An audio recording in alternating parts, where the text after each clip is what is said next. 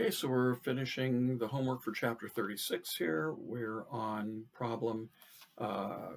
discussion question number 3. Distinguish between the federal funds rate and the prime interest rate. Which one is higher than the other? Why do changes in the two rates track each other closely? So if you look on page 729, it shows you the differences between the prime rate of interest and the federal funds rate.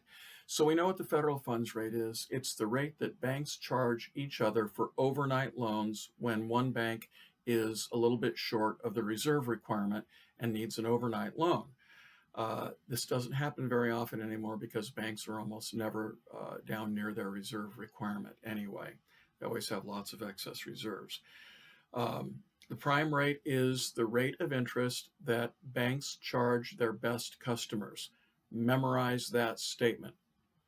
The prime rate is the rate of interest that the biggest banks in New York City charge to their best customers.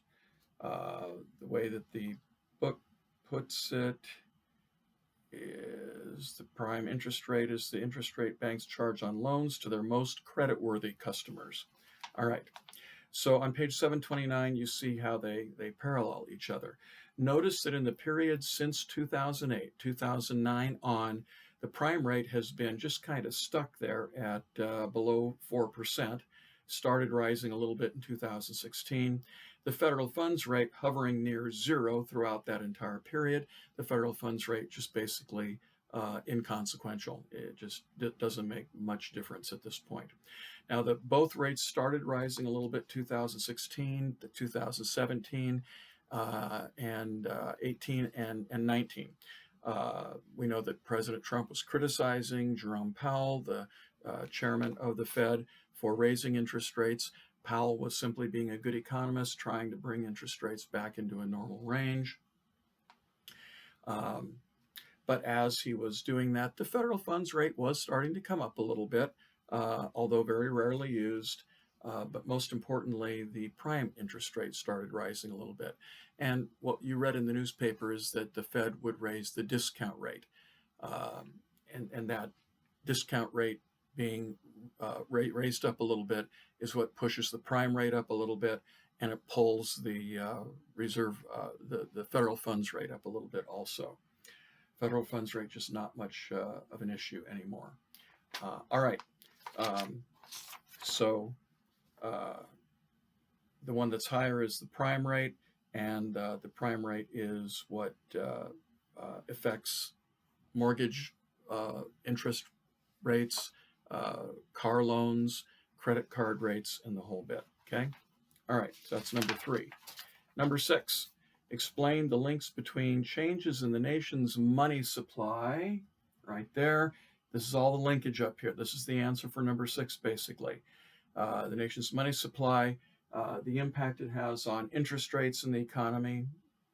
Imagine when we say that, you should be thinking prime rate, basically. The investment, amount of investment because of the investment demand curve, reduction of interest rates increases investment spending. An increase in interest rates reduces investment spending. The impact on aggregate demand, the impact on real GDP, and finally the impact on the price level. As the aggregate demand curve shifts right and left, you know how to use an ADAS curve, ADAS graph, and you can figure out what the price level is doing. When AD shifts right, price level should be going up. When AD shifts left, price level will probably remain constant because of the ratchet effect, but you can also say on a test that it goes down. In classical economic theory, that would be the answer.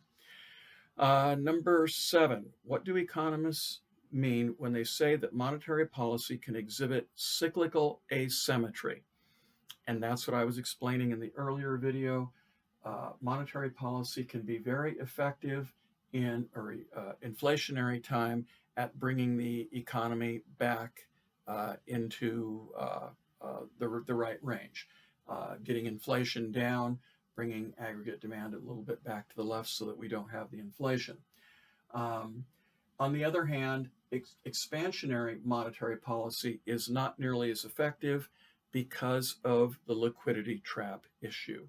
So your book says cyclical asymmetry refers to the condition that restrictive monetary policy is relatively potent at contracting economic activity, while an expansionary monetary policy is somewhat weak at stimulating an economy. The weakness in monetary policy results from the idea that the Fed can increase reserves in the system, lots of excess reserves, but potential borrowers are unwilling to borrow the money and spend it because of fears of weakness in the economy. This is often referred to as the liquidity trap. Okay? And therefore, the most effective way to fight a recession is probably with fiscal policy, the stimulus program that was enacted a couple of weeks ago. They've enacted part 2 of it, or a second one. I think they've actually passed 4 different bills. They're all part of the stimulus package, and they're working on more bills that will be part of the stimulus package. So fiscal policy is more effective in trying to stave off a recession. And that's it. That's the homework. If you have questions, please post on in Canvas or send me an email. But when you post in Canvas, everybody sees the question, everybody sees the answer, and that's really, really very effective. So please, if you have questions, post there. I will be marking papers and putting some grades in. I'll be working on that later today. So the free response questions and the multiple choice you did over in my AP, I'll try to get those all finished today. And there will be an assignment, homework assignment for this Thursday. We're going to go into chapter 38.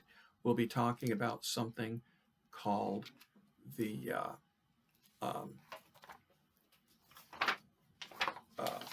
Phillips curve. Okay, and the Phillips curve analysis is really crucial. I would say there's a 90% possibility that at least one of the questions on the AP exam this year is going to involve the Phillips curve. The difference between the short run and the long run Phillips curve, and the shifts, what things shift the Phillips curve. So that's what you'll be focusing on in chapter 38. Talk to you on Thursday.